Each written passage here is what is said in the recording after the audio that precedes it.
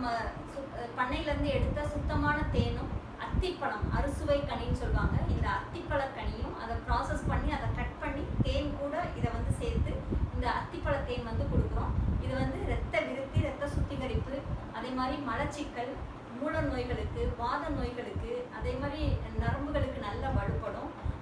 இந்த அத்திப்பழ தேன் வந்து இரவில் படுக்கிறதுக்கு முன்னாடி வெதுவெதுப்பான தண்ணியில் ஒரு ஸ்பூன் அந்த அத்திப்பழ பீஸோடு போட்டு அதை அரை டம்ளர் தண்ணியில் நம்ம சிப் பண்ணி நல்லா மென்று கூழாக்கி இதை வந்து சாப்பிடணும். இல்லாட்டினா அந்த பீஸை வந்து அப்படியே சாப்பிட்டுட்டு லைட்டாக வார்ம் வாட்டர் அரை டம்ளர் தண்ணி சுடு தண்ணி குடிச்சிட்டு படுத்தோம்னா நம்மளுக்கு வந்து பார்த்திங்கன்னா மூல வியாதிக்கு வந்து மிகப்பெரிய ஒரு உன்னதமான மருந்து. அதே மாதிரி வாத நோய்க்கு, ப்ரெஷருக்கு, எல்லாத்துக்குமே வந்து பார்த்திங்கன்னா இந்த அத்திப்பழம் வந்து உகந்த கனி. இது அன்றாடம் இரவில் வந்து படுக்கிறதுக்கு முன்னாடி சாப்பிட்டு படுத்தோம்னா நிறைய நோய்களுக்கு தீர்வும், இரத்த விருத்தியாகும், இரத்த சுத்திகரிப்பாகும், ஹீமோகுளோபின் நல்லா